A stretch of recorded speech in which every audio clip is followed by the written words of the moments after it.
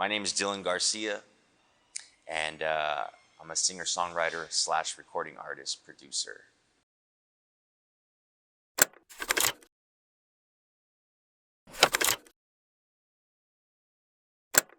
Let's go!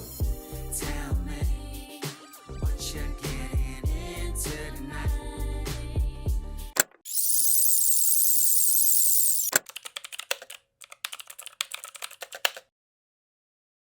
A big band that was really influential to me as a child was a band called El Chicano. Now, El Chicano was a band from the 70s, full Latino Chicano band members, and they had this unique sound. They had this really distinctive, unique sound with all the instrumentation that they used. And my dad had like every single one of El Chicano's records, and they were so cool. Like, I used to come up with schemes so I wouldn't have to go to school, just so I could stay at home and listen to music. And those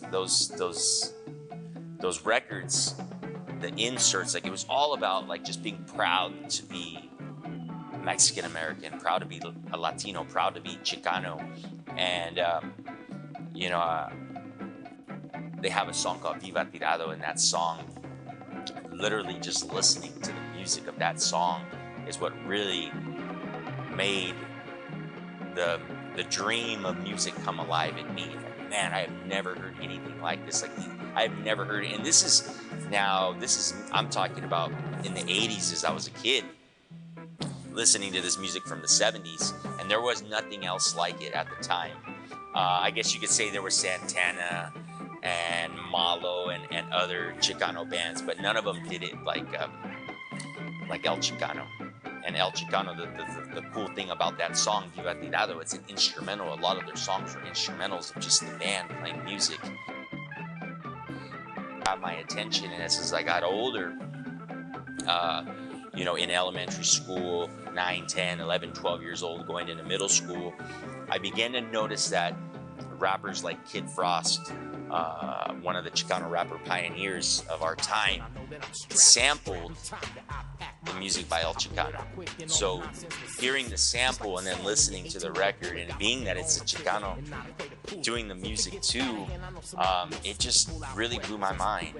And now it's like a coming of age story, because the producer of those Frost records was a producer by the name of DJ Tony G, and I was blessed with the opportunity to work with DJ Tony G and Ronnie King back in 2021, and to be able to come full circle, I guess you would say, working with the producer of the favorite records that I listened to growing up, it was amazing. It was like, I was in awe for a quick moment when I finally met Tony G. Like, man, this is the guy that created these records. Like, if you're a really big fan of music, I'm a fan of artistry and music, and a big fan of music, and digging into who produced the records, who wrote what the instrumentation, just everything.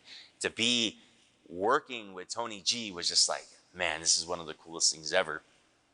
And it's like working with one of your heroes. It's like Michael Jordan and Kobe Bryant, to say, like, and working with my musical heroes has just been the greatest blessing. And to be at this point where I'm at now in my career, the stuff that I'm doing now is the stuff that I dreamed of as a kid.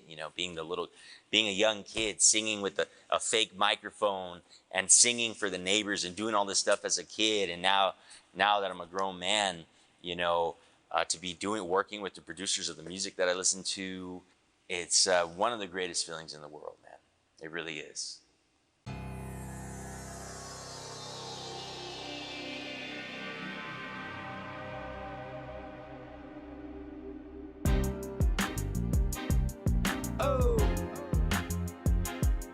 Damn, we got him on a good one, OG. Woke up this morning, sun was shining. I gave my thanks, then I started grinding. Comb my hair, then I brushed my teeth. Now I'm ready to hit them streets, cause we all got them bills to pay. And nothing ever good comes to those who wait. Yeah, you gotta take action, action. If you wanna make it happen. Yeah, I'm whipping down the strip on Sunset. I paid my dues, I've earned my respect. Yeah, I'm climbing my way to the top, and it's gonna stay that way. Whipping down the strip on Sunset. I paid my dues, I've earned my respect. Yeah, I'm climbing my way to the top, and it's gonna stay that way. People told me I done lost my mind, cause I'm fully invested with my money and my time. Yeah, I never had a backup plan ever since I came in the game. Cause you're either all in or you're out. You gotta learn to maintain during the drought. You gotta keep your name in they mouth, cause the streets be talking. Yeah, I'm whipping down the strip on Sunset. I paid my dues, I've earned my respect. Yeah, I'm climbing my way to the top, and it's gonna stay that way. Whipping down the strip on Sunset. I paid my dues, I've earned my respect. Yeah, I'm climbing my way to the top, and it's gonna stay that way. People always be talking, like they doing them things, Gotta see it to believe it, You're gonna remember my name, cause you gotta make your mind up. If you're in it to win it, what you doing? Cause you gotta be committed from the very beginning. Yeah, I'm whipping down the strip on Sunset. I paid my dues, I've earned my respect. Yeah, I'm climbing my way to the top, and it's gonna stay that way. Whipping down the strip on Sunset. I paid my dues, I've earned my respect. Yeah, I'm climbing my way to the top, and it's gonna stay that way.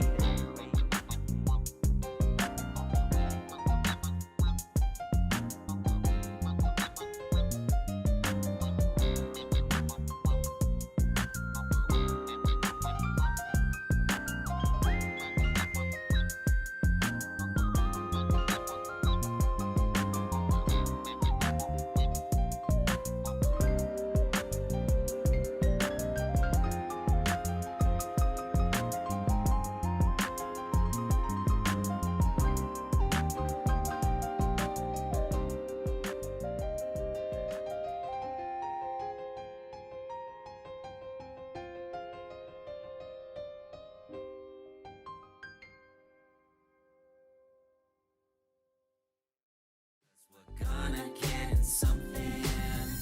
Tell me what you're getting into tonight, cause we're gonna get something. Yeah, I'm whipping down the strip, whipping with the badass chick. Yeah, she biting her lip. She got a friend with the two. We be 16, 9, said 1 + 2. Why don't you check the equation? Growing up, it was my dad. My dad is, I come from a middle class family, and my dad always, my dad and my grandfather, they always made it, that we gotta, I guess they called it a Chicanoismo, like, to be proud to be Chicano, proud to be Mexican American, and it was a proud thing for me too, even as a little kid, reading the inserts in the records, like, wow, like, Chicanos, man, we have our own culture. We're starting to outnumber a lot of the populations here in the United States, and but being Chicano, we're kind of looked over, I guess you would say, in a sense. We have the biggest population, but we're one of the that we're overlooked. And to me, doing what I do, it makes me damn proud to be Chicano. It makes me damn proud to be Latin American, Native American, all the different ethnicities that make me up as a man. It definitely makes me proud. I'm proud to be Native American. I'm proud to be Chicano, because if I wasn't using what God gave me as a gift to give music and to do it as a Chicano, if I didn't have that, man, I would just be an ordinary guy.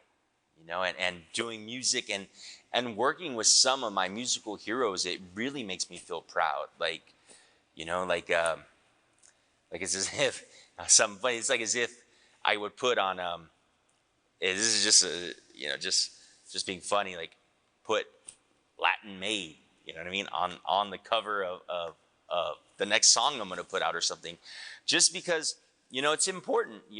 La raza, the gente, la gente. It's all important to me, and if I have a voice, and if I can use my platform of music to speak positivity and give confidence, build up my people, like that's what it's all about.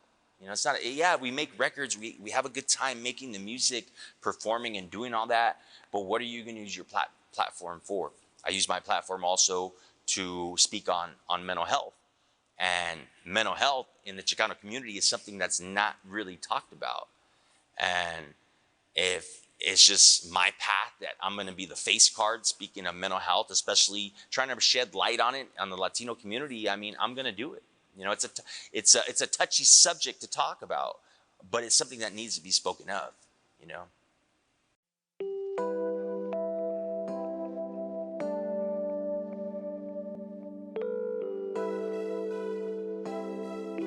Sometimes you gotta do some things you ain't proud of to get back on your feet.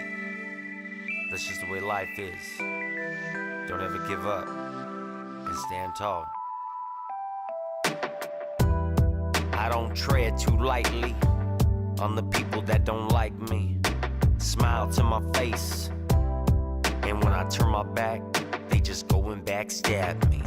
Yeah, it's cool, I don't sweat it, 'cause you probably don't get it. I come up, fall down, come up, repeat the cycle. It's just life, bro. You can't count me out. Highs and lows are the facts of life. And have you ever paid the price? Just trying to do something right with your life. Maybe yes, maybe no, maybe so. Rear view mirrors, I'm seeing my life unfold. I was doing it wrong from what I've been told, trying to find myself in this cold, cold world. My life as the underdog, the story of a warrior. You gotta keep on fighting. You gotta keep on fighting. My life as the underdog, the story of a warrior. You gotta keep on fighting. You gotta keep on fighting. Where was you at when I was broke? Nah, you didn't give me hope. I'm trying to climb up a slippery slope, and I was a homeless man just trying to find a way to cope. This ain't no joke, it's been my reality. I'm dealing with my schizophrenic mentality.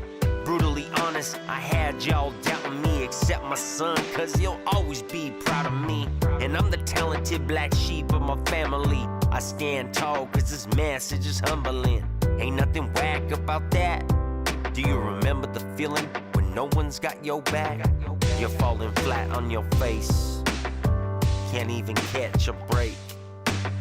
Maybe you caught another case. You gotta get back up no matter what it takes. My life as the underdog, the story of a warrior. You gotta keep on fighting. You gotta keep on fighting. My life as the underdog, the story of a warrior. You gotta keep on fighting. You gotta keep on fighting. My life as the underdog, the story of a warrior. You gotta keep on fighting. You gotta keep on fighting. You gotta keep on fighting. You gotta keep on fighting. And don't forget to stand tall.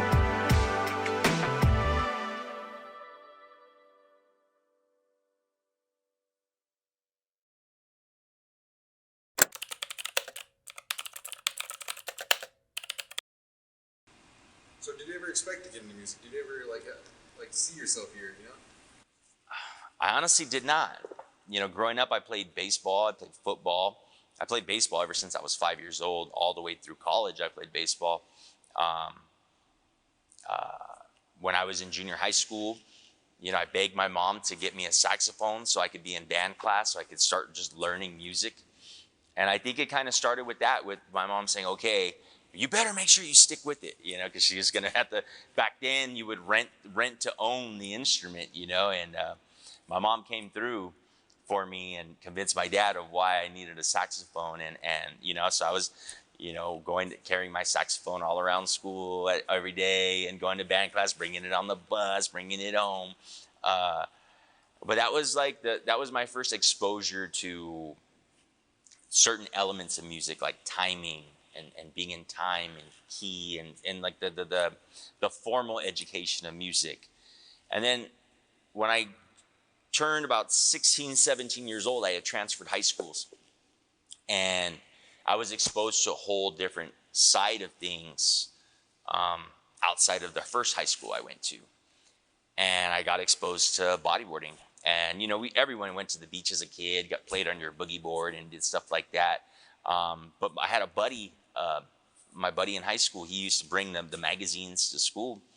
And I was just so blown away, like seeing people pulling into waves and getting barreled, and that just really intrigued me. So then when I got my license, I was driving to the beach. So I'd practice all week baseball or football, and then I'd go to the beach on the weekend to learn how to ride waves. And that's how I ended up choosing to go to UC Irvine, was because Newport Beach is right there, and I went to visit, and I'm like, man, I could still surf if I go to school. And that was one passion that I didn't want to give up, because it meant so much to me. Like, it wasn't a team sport. It was just me going in the ocean, surfing, having a good time. And then it got to the point where I started challenging myself with bigger conditions and bigger waves, and it just grew and grew and grew, where I was even competing in boogie boarding up and down the California coast my third year of college. And I mean, you think of the beach, waves, you automatically picture the acoustic guitar. And while I was in college, I bought an acoustic guitar, and I literally taught myself how to play guitar. And so that's when music started developing. But younger part, I was writing poetry when I started junior high school. Going into junior high school, I started writing poetry. I was always a big romantic kind of romantic buff about things, and I'd always write these romantic poems that I'd want to give to girls that I had crushes on. And that's kind of, once I learned how to structure, how to write poems, they were kind of basically just putting songs together. They just didn't have music to it. And so the moment I learned how to come up with the song, I was already writing lyrics to it when I was in college. And that was like the beginning. That was like the beginning of writing my own music on guitar, writing lyrics to music. That was all brand new, and I was so dug in because I wanted to learn how to play guitar. I wanted to write music and write songs, and that's, it wasn't, I was going to school, so it wasn't like as if I wanted to chase it, to make it full time. It was just, I surfed and played guitar, go on surf trips. I was the guy with the guitar. But it was around 2009 when I had just moved back to Newport Beach. Now this is already, after college. I had a good job. My boss had actually moved me from Oxnard, where I'm from, he moved me to Newport Beach so I could work with him. And, and I was playing shows. I was playing acoustic shows and doing stuff around town in Oxnard around the 805. But before I left, when I finally was going to make the move, I told my cousin, I said, I'm going to move to Orange County. I'm going to start a band, and we're going to get a deal. And that's literally how kind of it happened. I called one of my buddies that played music that I knew since high school, and we ended up forming a band.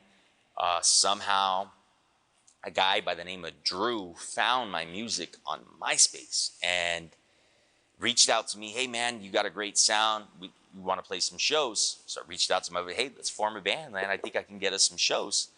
And luckily, somehow, the music God was shining on me that this guy Drew found my music on MySpace. And because then I got plugged into the scene in Orange County. So we formed the band. We started playing a lot of shows. We started getting really busy, playing every week. And then we had an opportunity to perform for the Warped Tour Battle of the Bands.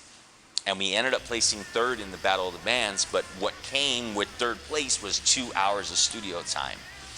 And literally, like we had the 2 hours of studio time where we were going to go in as a band and cut a record for this record label, the studio. And it was like a compilation record for the Warped Tour Battle of the Bands that was going to be handed out at the Warped Tour stops. But what happened was the night before we were supposed to go in the studio, me and the guys in the band got in a big old fight. We played that last show and we called it quits. Well, I kind of fired everybody because I didn't realize nobody was on the same page as me with wanting to really go with music. It was just a part-time thing for them. And so I showed up the next day to the recording studio by myself, and they're like, wait, didn't you have a band? Like, what happened? Well, I'm explaining to them, well, we no longer have a band, and it's just me. And so they mic'd me up with my acoustic guitar. I ended up cutting, like, I think it was 6 songs. They just hit record, and they just said, just do your thing, man. You know, and it was my first time being in a big studio like that. The way the wood smelled in the studio was really always stuck to me. And there I am, like, not at home recording on my little rinky-dink studio at home, but in like a big full-on recording studio. So, you know, I get my CD after my recording session, and everyone kind of wanted to find out. The people that worked at the studio, the people that were surrounding the studio were kind of curious. Who's this guy that just came in here that just played? We'd never seen him, you know. And to top it off, he's Mexican. You know, who is this guy? You know, and so I wasn't in a situation to book more studio time. It was kind of like I just kept playing shows. This time I was just doing acoustic shows by myself. And Drew, the guy who found my music on MySpace, reached out to me. He said, hey man, there's a guy named Ronnie King. You should look him up. He's now working at the recording studio where you cut those tracks. So I'm doing my research, trying to figure out who Ronnie King is. And I called the studio, talked to the owner of the studio, well, the CEO of the studio. I'm like, hey, man, I want to meet with Ronnie. You know, I heard about this guy, Ronnie. I want to meet with him. And he's like, yeah, okay, we'll set up a meeting. Well, the day I was supposed to meet Ronnie, I was nervous. I took the day off from work. Like, I just wanted to focus. Like, man, there's this big-time producer that I'm going to meet. I ended up getting stood up, and nobody was at the studio. Nobody was at the studio. The studio was closed. I show up. I took a whole day off of work. Like, I call Nathan, like, dude, what happened? Oh, we forgot. We'll do it tomorrow. So now I'm like asking my boss, hey, can I work half a day tomorrow so I can still go to the studio? And so the day comes. I'm driving from Newport to Lake Forest, where the studio was. And I'm listening to this classic record by John B. and Tupac Shakur, and it was called Are You Still Down? And that's always been one of my favorite songs throughout my life, was that song. And I'm listening to that on a cassette tape while I'm on my way to the recording studio. Pull up to the recording studio, walk in through the studio, through the office of the studio, and there's on the wall right there multi-platinum plaques for that song that I was listening to with Ronnie King's name on it. Like, wait a minute, this guy Ronnie that I'm supposed to meet right now played on the record that I was listening to right now. It was just like a big moment in my life. Like, I can't believe this just happened. I'm about to meet the man that worked on the record that I was just listening to. End up meeting Ronnie. He comes out of the office. I'm like, dude, you don't understand, man. Like, I'm listening to that song coming to meet you, and I don't believe you, man. Nobody listens to that song anymore. It's old school. Sure enough, I brought him to my car, started the car, music came on automatically because the tape was in there, and he was just blown away. Like, wait a minute, you weren't lying. Like, who are you? Like, where are you from? You know, and I'm just as stoked. Like, well, I'm Dylan. I'm from Oxnard. And, oh yeah, I know some artists from Oxnard. You know, we're chopping it up, and we go back in the studio. We go into his office, and so I full on auditioned for him. And when I was playing one of the songs, I think it might have been called Brown Eyes that I wrote a while back, he started jamming on the keyboard with me, playing his thing. And now, if you don't know who Ronnie King is like a legend playing keys. Played keys for Eazy-E, Mariah Carey, Snoop Dogg, like everybody. He's played keys. And I'm jamming my acoustic guitar, he's playing keys, and in my mind, I'm thinking like, this is possible. This is possible. If my music can sound that good, as we're just jamming here, and this is the first time anyone's ever played keys with me, that was in my mind, was like, holy man, like, we did it. I think we made it to that stage where we can do this. And Ronnie's like, you know what, I like you, man. Let's try to work together. Let's do something. And I'm like jumping, clanking my feet in the air, jumping as I get to the parking lot, like, I'm gonna work with Ronnie King. But it didn't work. It didn't happen that easily. Like, I go back in the studio, find out I got to pay $1,000 to work with Ronnie and to book the studio. That time of 2009, $1,000 was a good amount of money.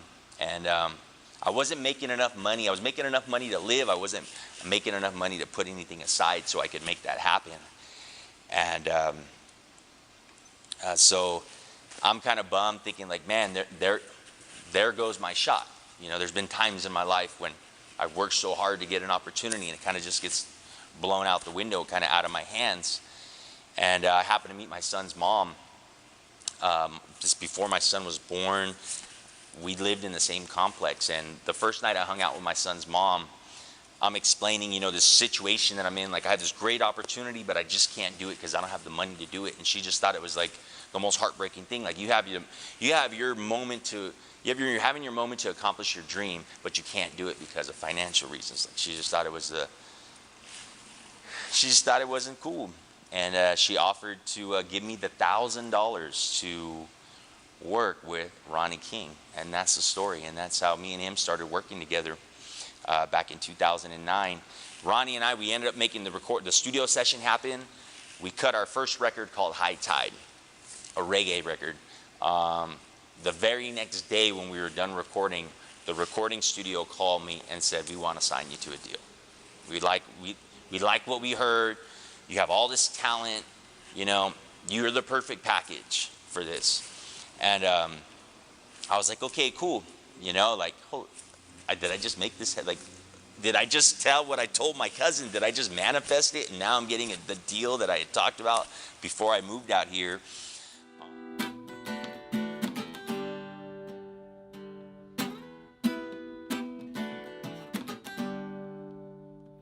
No, I won't back down.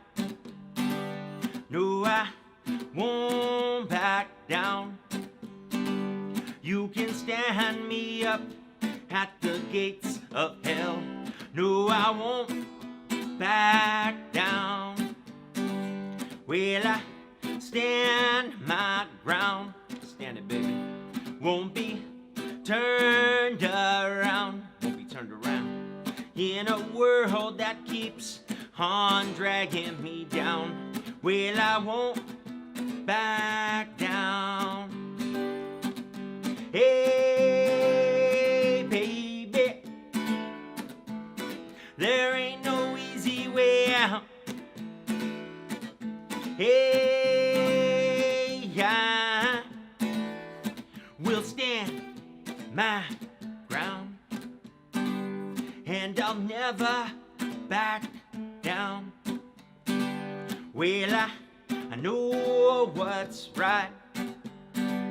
I got just one life. In a world that keeps on pushing me around, well, I stand my ground. Hey, baby, there ain't no easy way out. Hey, I will stand my ground. And I'll never back down.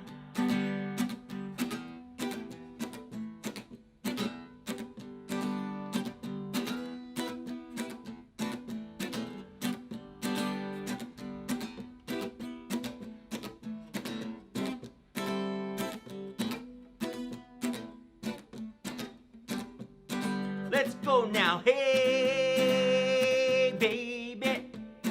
Woo. There ain't no easy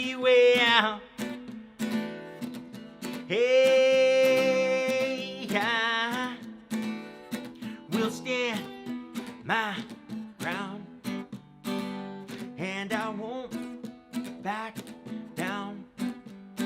One more time I said, hey, baby, woo, there ain't no easy way out. Hey, yeah, we'll stand my ground, and I won't back down. No, I'll never back down. No, we can't back down.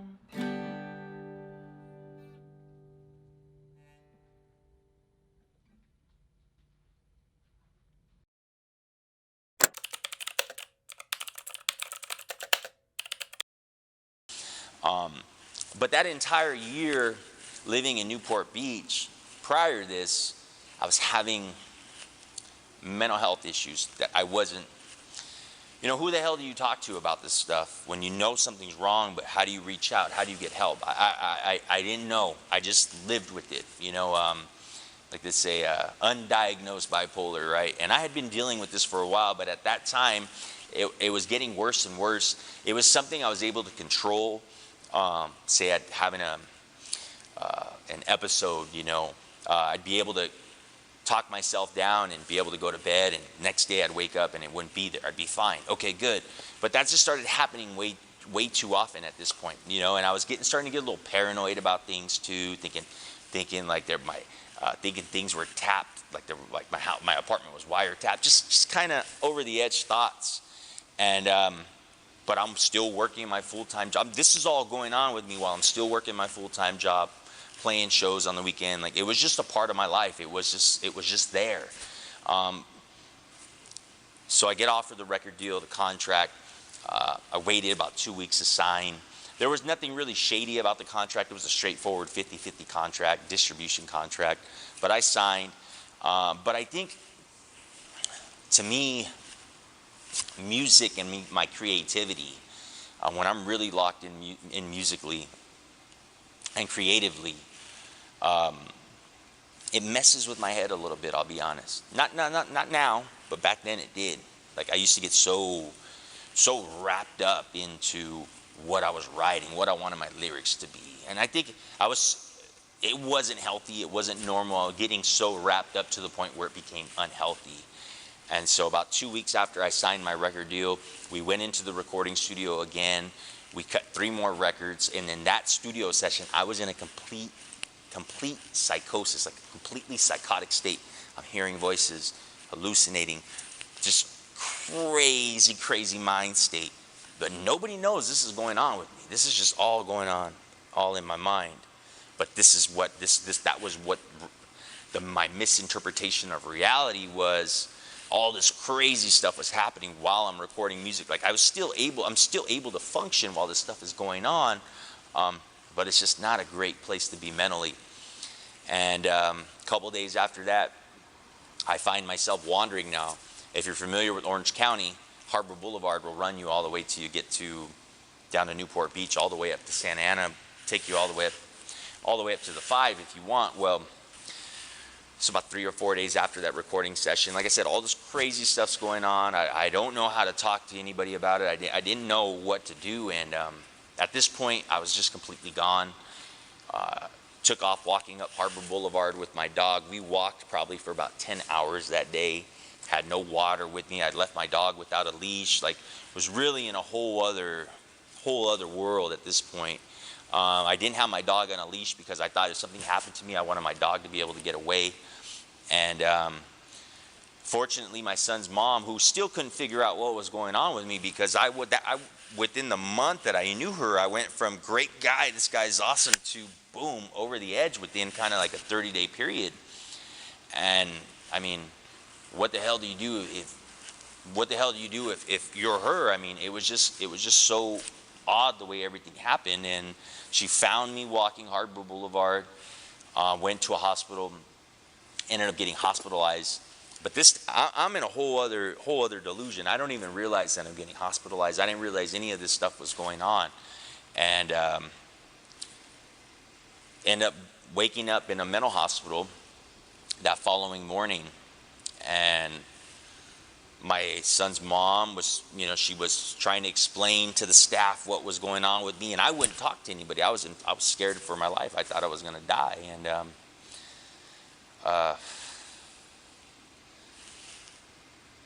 I'm in the hospital. Staff comes in. They're telling me, to get undressed, that they want to give me an injection. Well, I'm freaking out. Like, wait, I don't even know you guys. You want me to get undressed? Like, and I'm in a mental hospital, be it mine, and the whole time I thought I was in an alcohol rehab, but it wasn't. It was a mental hospital. I fought about 12 people as hard as I could because I didn't know what was going on with me. Next thing I know, they pinned me down. I felt the injection, went to sleep, woke up. Later on that day, everything's back to normal. Like, oh man, like, you mean to tell me all this crazy stuff that was going on, that and all of a sudden it's just gone, right? I wake up normal, but I'm like, wait a minute, like, it was so foreign to me because I'd always dealt with that stuff. So I finally was medicated, to address my mental health, and it was like, man, like, so you mean to tell me this stuff, this craziness that I'd been dealing with, they gave me an injection and it's all gone. Like, damn, maybe these intuition, maybe these things that I felt that there was something wrong, maybe there was something wrong the whole time. And I finally got it addressed, and that was in 2009. Got finally released from the hospital. They wanted to hold me in the hospital for 18 days. And if you've ever been to a mental hospital, you know that it's pretty crazy. And my son's mom wasn't having it. She fought to get me out of the hospital. She met with the judge. They released me. And that was like the beginning of a whole new journey. Like, okay, we finally got a label to what I've been dealing with for so long. And that was like the beginning of a whole new journey, because that setback, mentally, spiritually, physically, the things that I saw when I was in a psychosis, the thoughts, the scary thoughts, fearful thoughts, like something's like, like that feeling like death is following you around the corner, like that stuff really, really, really took the life out of me.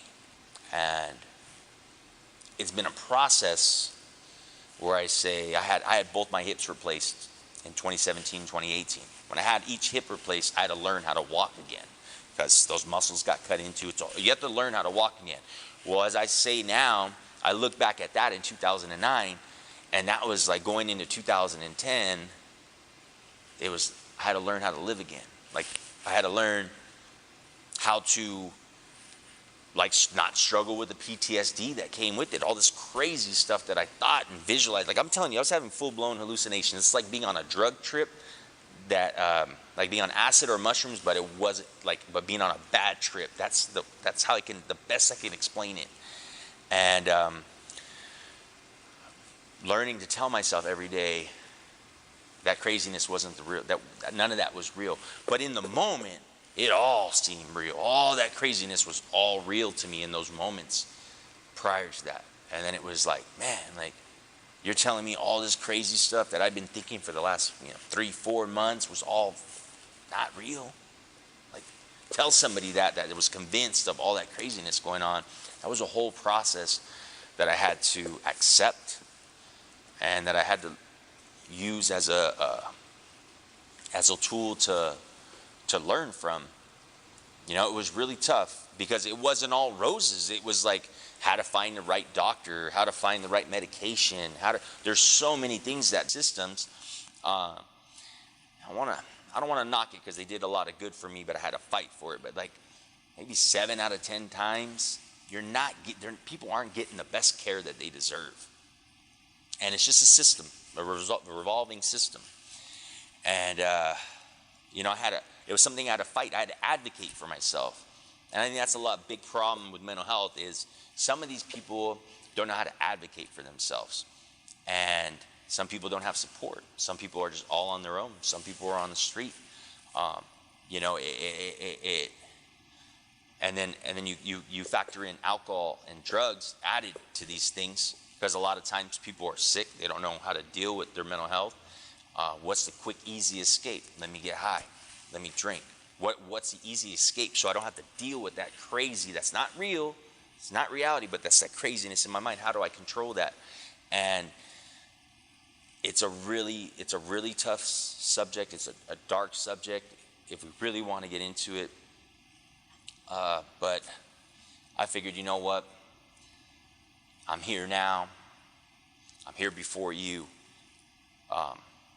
All the stuff that I had to go through, good and bad, and learning how to live again, setbacks with my music career, that all had to take place to make me this guy who's in front of you telling you this story. Because if it didn't, if I didn't experience none of that stuff, what good would be my story with my music?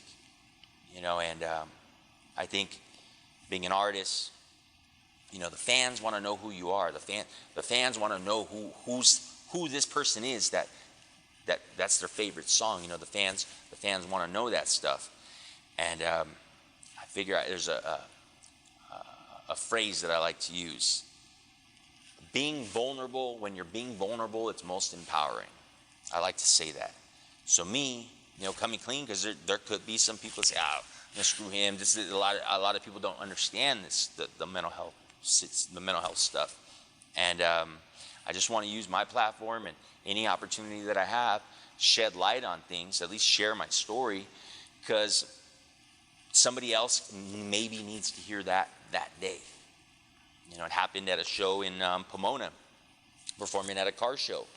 They interviewed me real quick after I performed. The first thing I brought up was about mental health. And I'm not ashamed to say it. We're all human. We all have our own things that we deal with. But what good is it if I keep it? If it's a closeted subject that I don't talk about, what good is that? And at the point that we're in now in life and in history, this is an important topic. Now, I don't know if in the past it was something that wasn't talked about, or hey, we're just going to throw you in the loony bin kind of thing.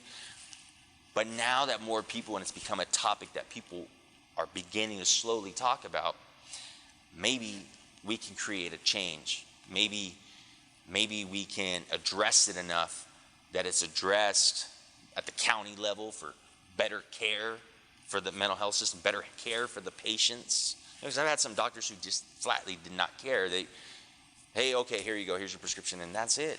And I know every mental health case is a case-by-case basis, but there are doctors out there that really take their job seriously, and they want to see people get better.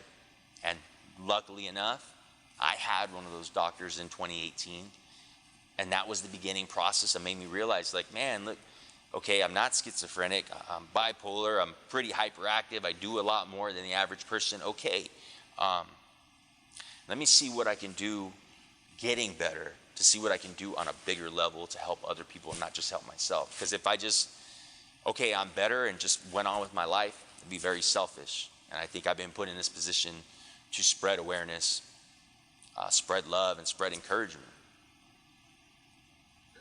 Good stuff. That actually leads me to the next question. Was going to be, how did you find yourself into becoming a mental health advocate, or at least what's been your journey so far? Since you started officially becoming a self-declared advocate. I think I was contacted by NAMI, the National Alliance of Mental Illness. I was contacted by them because I started being more vocal about it on social media. Because at first I was really embarrassed and ashamed to 2009, everyone's rooting me on. Oh yeah, I just got a record deal, he's on fire. And then boom, silence. I just dropped off the face of the earth. It was so many people rooting for me from my hometown and just to do good. I was ashamed. Damn, how could this happen to me? What did I do? What karmic things are coming? Why did this happen to me? And the point was, it was in 2020 when I got asked to speak at NAMI, share my story. So it was the first time sharing my story in public. And after I was done, people coming up to me, people clapping, people want to talk to me and wow, thank you for sharing that. It really felt it really felt like I was doing something good that was bigger than myself. It felt like I was making a positive impact, just being one person, but speaking on it. And the next day there was another event. It was hosted at Port Hueneme Beach. And I was asked again if I'd come, play some guitar. At that time, I had just did a cover of Tom Petty's Won't Back Down. So I was performing that Won't Back Down song at these events and speaking. And it really didn't really come, you know, I'd been giving a lot of interviews, you know, given a lot of interviews when I worked with certain publicists and doing the press and all that stuff. But what it really was losing a really good friend of mine to suicide. He was a first responder, senior deputy. He was a sheriff. And I knew him since we surfed together. Like I was talking about earlier, surfing. We surfed together when we were in high school and early 20s. And we ended up reconnecting years down the road. And, you know, it was like the last guy on earth that I think would do that, man. A Christian man, you know, he was a worship leader at our church. And just gone, like gone, no, you know, and I to me, it was like, wait a minute, I just talked to you 2 weeks ago, now you're gone. Like, why didn't you tell me something was going on? Like, what could I have done? I really felt a lot of guilt. Like, what could I have done to prevent this situation? Because this guy had a son, has a son, a young son. And that was when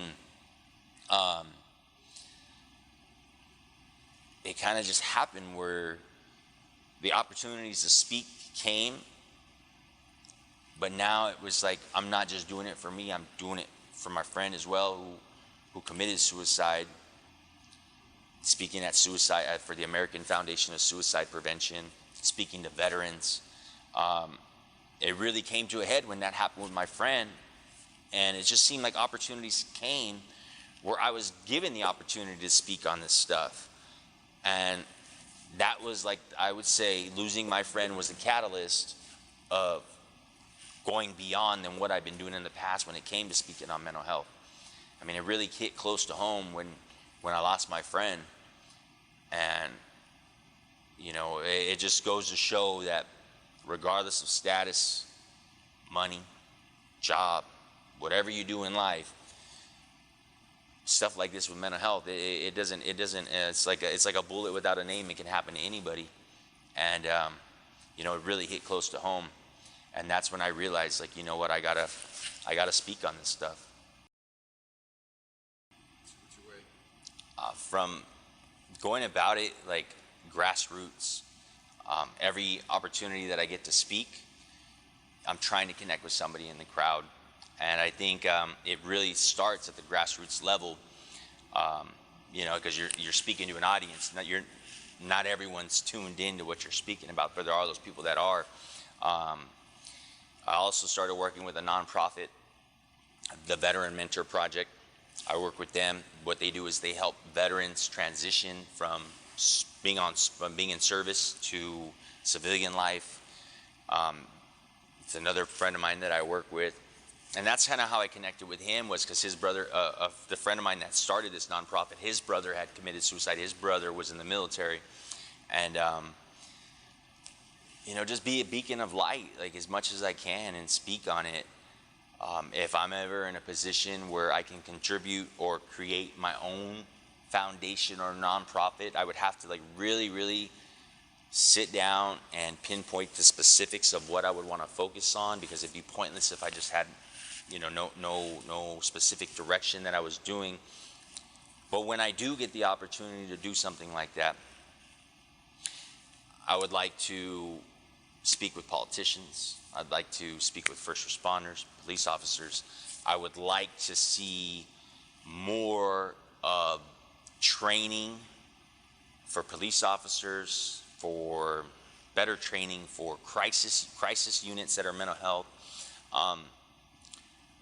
So at the end of the day, if somebody's having a mental health crisis, that person having a mental health crisis doesn't get killed or doesn't die that night. Because that's happened many times.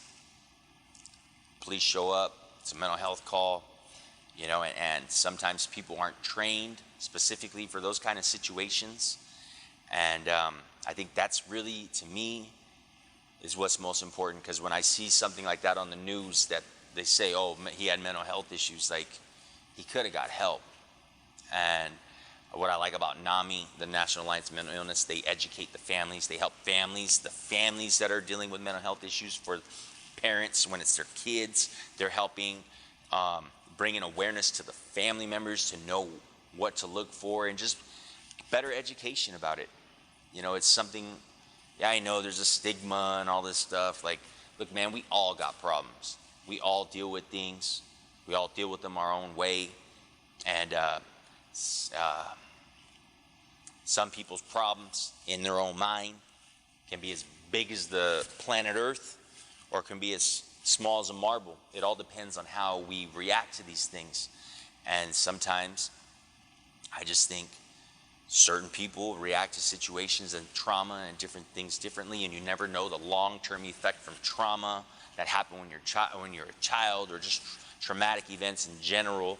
Those are triggers that set off mental health episodes. Just better education on it. And like I said, most importantly, just because there's a mental health call doesn't mean this guy that's having the mental health issue, or this woman having the mental health issue, it doesn't need to end with the bullet or someone dying that night. They can get the help they need. That's really what I'd like to advocate for the most. Okay, and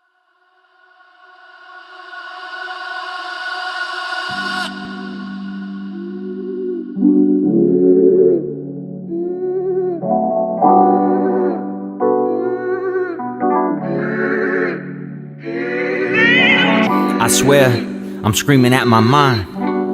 Inner peace is just what I'm trying to find. But it's hard, I got no one to turn to. I'm just doing what I gotta do for my survival skills. Maybe one day, I'll be free. Just like how it felt on the ecstasy. Popping pills for the thrills, like it wasn't no thing.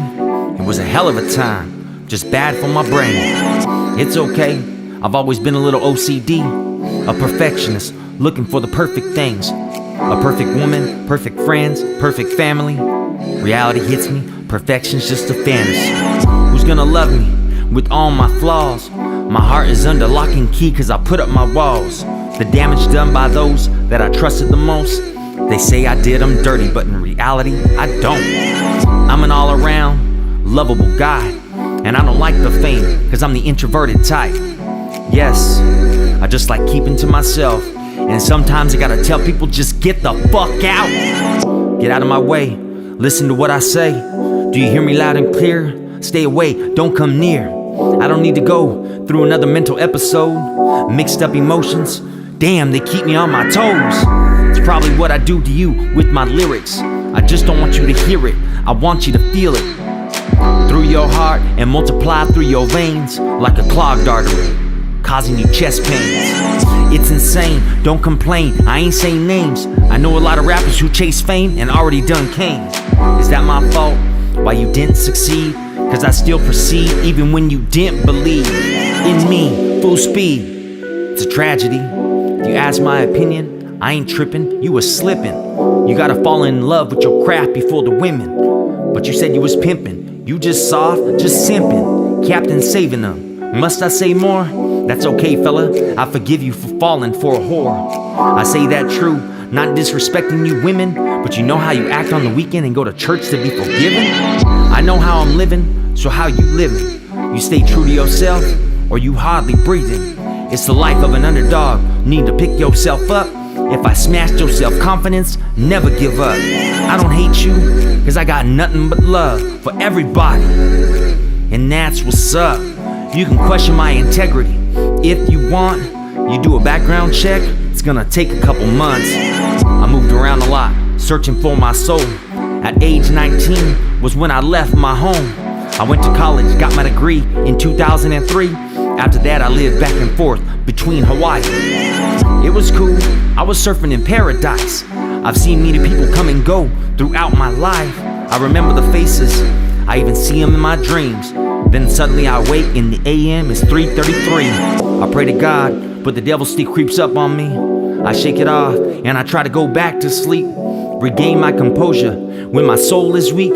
and then I get my strength back from the power of the words I speak. I'm just a dude to some, but a hero to many. I give people hope with the taste of destiny. A chance to be free and succeed with your dreams. That's all I wanna see if you left it up to me. That's all I wanna see. I wanna see you succeed, follow your dreams. That's all I wanna see. That's all I wanna see if you left it up to me.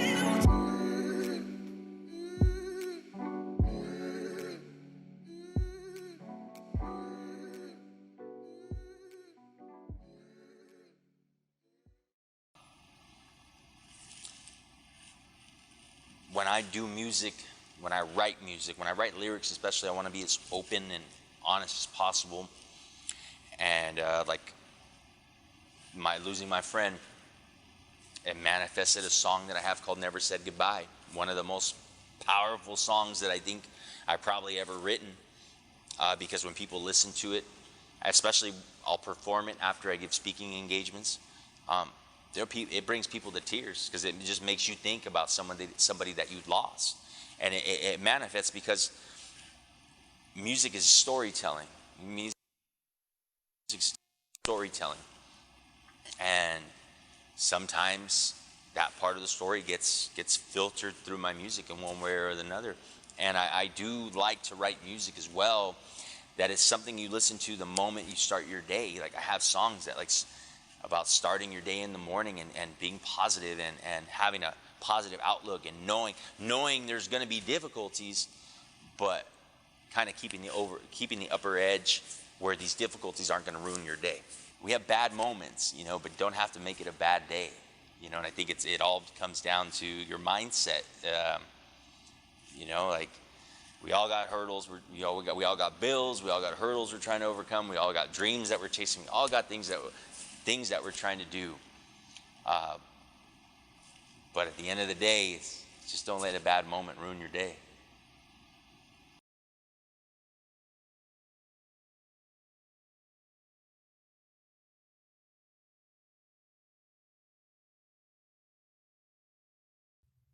I'm barely touching the surface at this point.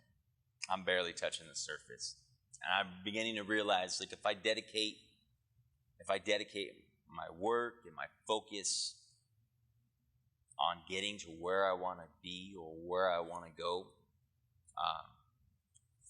when I turn 60, I'll be hitting where I want to be. Yeah, there's still a lot more. What makes me an artist on the rise is that I use my voice, not only as an instrument, but as a tool, not only with music, but to create change.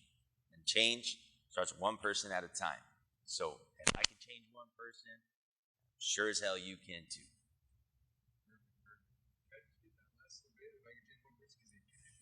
Oh, okay. Okay, what did I say?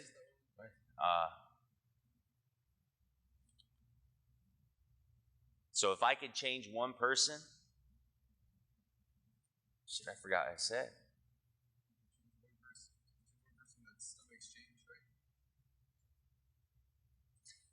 If I can change one person and they get inspired from what I'm doing, then they can be the next person inspiring the person coming after them.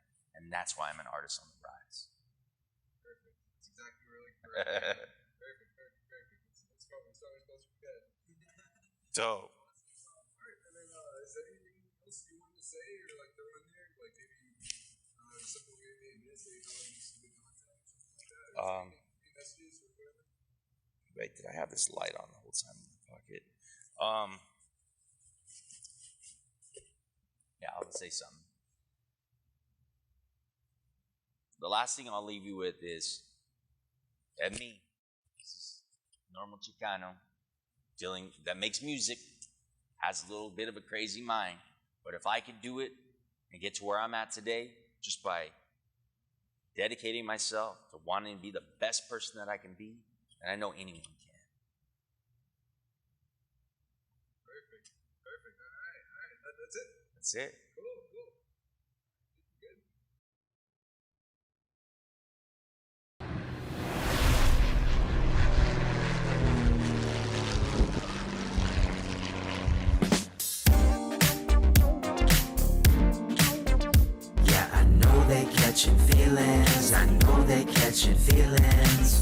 Different city, different day.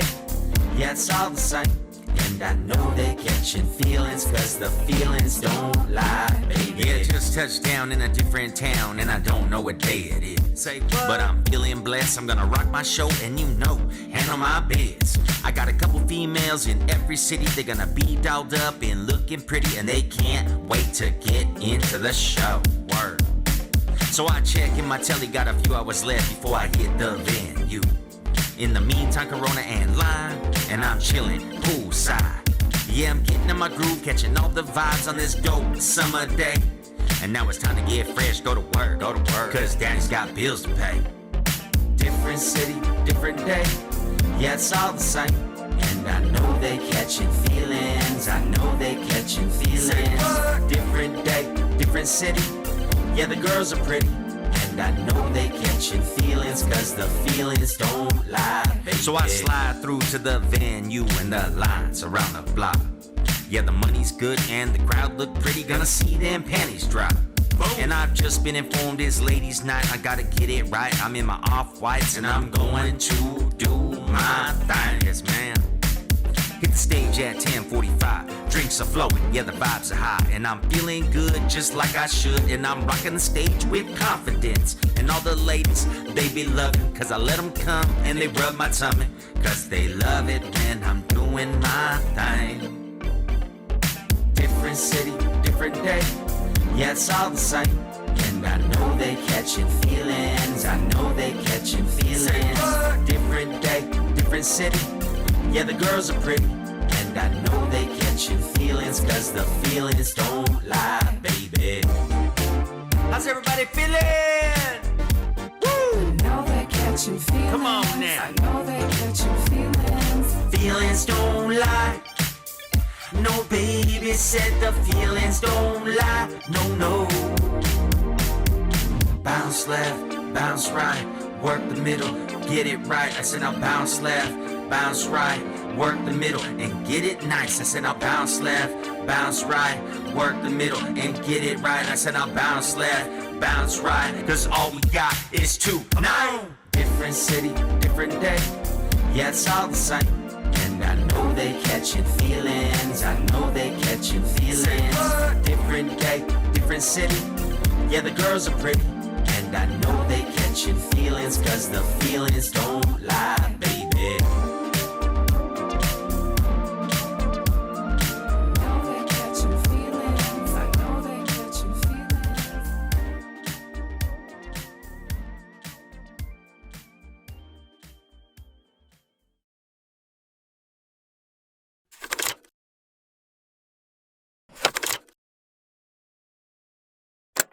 Let's go.